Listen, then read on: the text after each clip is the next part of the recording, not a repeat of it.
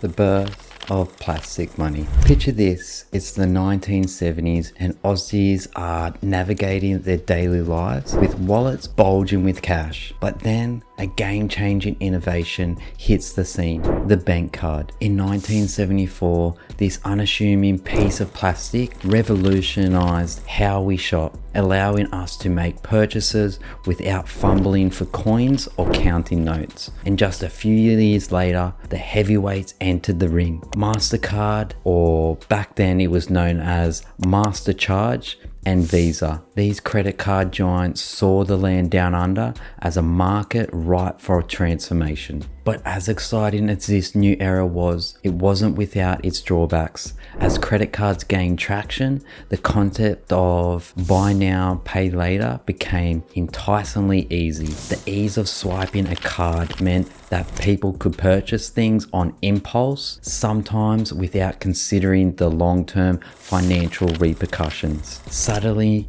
the ability to defer payments started to blur the lines between want and need, leading to a culture of instant gratification that didn't always align with wise financial planning. While credit cards were designed to offer convenience, they unintentionally laid the groundwork for the spend today, worry tomorrow mindset that can lead to mounting debt. This shift in consumer behavior marked the beginning of a pattern that has challenged many individuals to balance the allure of credit with the need for responsible financial management. So while the arrival of credit cards brought undeniable convenience, it also introduced a new set of challenges, encouraging a spending culture that sometimes neglected the importance of mindful budgeting and thoughtful money management. The surge and the shadows. The 90s, the era of grunge, neon, and yes, skyrocketing credit card usage. It was the time when flashing your plastic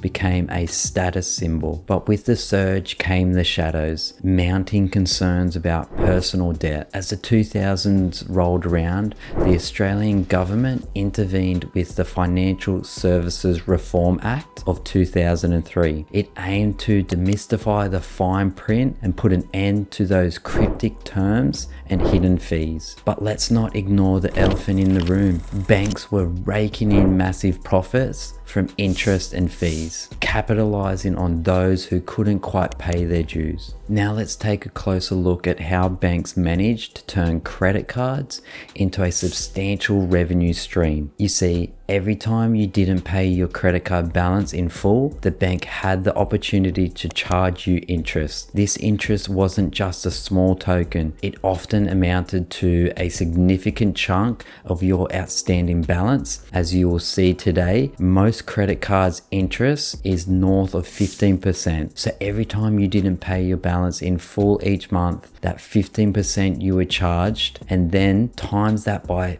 hundreds of thousands of people, you can see how banks would make money. It was if the bank extended a helping hand while subtly slipping in a hefty price tag. And let's not forget those fees. You got annual fees, late payment fees, over limit fees, a symphony of charges that could turn a seemingly manageable debt into a financial hurdle. These fees were often designed to discourage certain behaviors, but ended up contributing substantially to the bank's revenue. So while the Financial Services Reform Act of 2003 aimed to bring transparency and fairness to credit card terms, it was a reminder that banks had mastered the art of turning credit cards from a simple convenience into a profitable business model. As credit card usage surged, the shadow of potential debt loomed large for many who fell victim to the fine print and the allure of easy credit.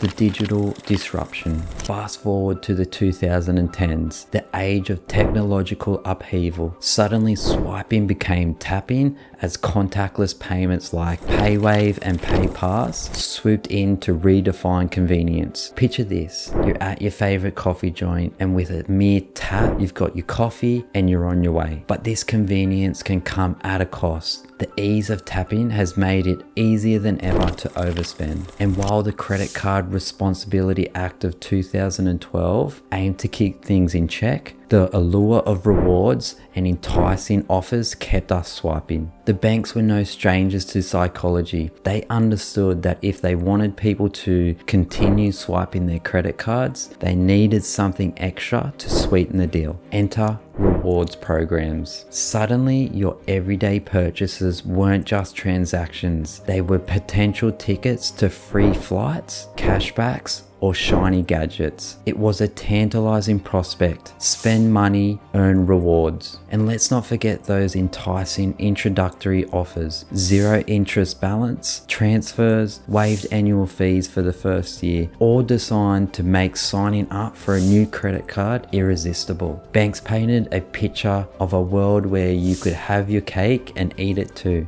as long as you did it with their credit card. However, the challenge was to navigate this world of rewards and offers with caution. As the saying goes, there's no such thing as a free lunch. Banks offered these perks with the anticipation that you'd use your card more frequently, potentially carrying balances and paying interest. In essence, they were betting on people not meeting their monthly repayments, in return paying the bank's interest and fees to keep the credit card business model alive. So while contactless payments and rewards programs transformed the way we interacted with our credit cards, they also highlighted the need for careful consideration. The cards might be convenient, but their true cost lay in the fine print and our ability to resist the temptation of spending beyond our means. The dark side of debt. Now let's pull back the curtain on the not so pretty reality. While we relished the freedom of credit cards, the truth is banks weren't just offering us a financial lifeline, they were profiting from our struggles. The interest rates on unpaid balances were sometimes astronomical, and collectively Australians were drowning in credit card debt. Recent data reveals that this debt isn't just a number, it's the sleepless nights, the strained relationships, and the emotional